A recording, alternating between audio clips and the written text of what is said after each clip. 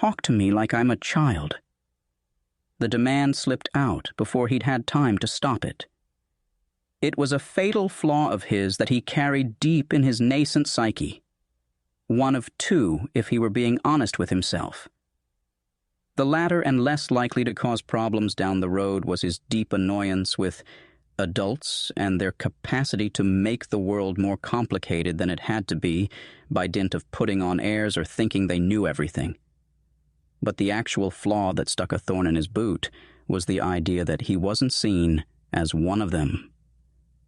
That people saw his boyish face, lean, gangly form, and despite his ability to put an arrow through a man's throat at 100 feet, a talent he'd thankfully never had to use in this life, he was still seen as a kid.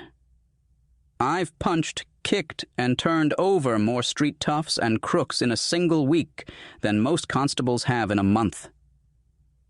Once the initial outburst fired off, he saw no reason to obey his inward check. "I've seen plenty of trouble. Don't talk down to me." The mountainous mage gave another of his deep, rolling chuckles, knowing full well how it sounded and how his smirk would be read. Drago had that way of getting under people's skin by merely existing. His perpetual smirk, a boon or bane of birth, his tone of knowing, and, above all, his physical presence and eerie appearance tended to leave even the more fiery of souls feeling on edge.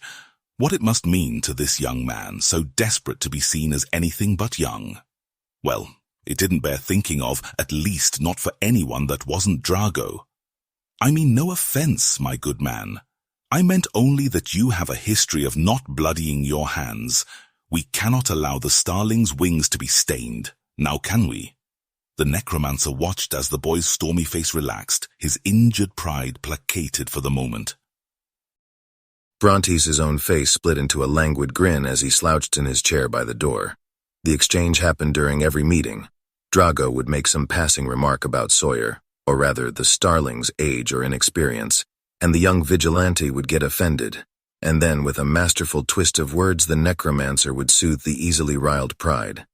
Brontes had it in his head that before these surreptitious meetings, the starling looked into a mirror and psyched himself up, practiced having stony looks and deepening his voice for the benefit of coming across as more mature.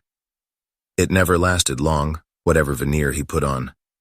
Drago, Brontes knew, enjoyed poking holes into the well-crafted illusion, with the same sort of zeal that Sawyer had in constructing them. "That still leaves the fun question," the warlock prompted with a shrug of his broad, bare shoulders.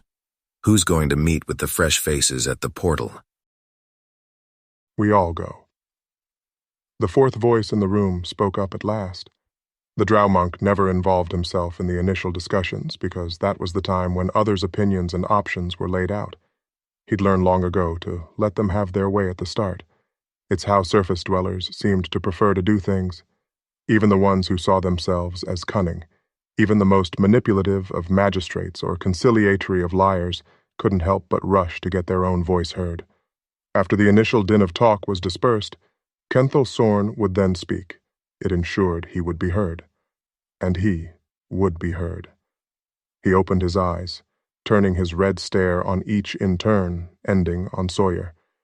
He saw the shrouded face narrow as their eyes met, could feel the intense glower behind the concealing goggles the starling wore. He saw the youthful brow furrow beneath the young man's hood, and Kenthel knew that for all Sawyer's attempts to pretend otherwise, he admired the drow, took his cues from him, hung on his every word. "We all go. We each take a table and ensure it stays clear until the fresh faces arrive. Then we wait and let them come to us. Whomever they choose will speak with them."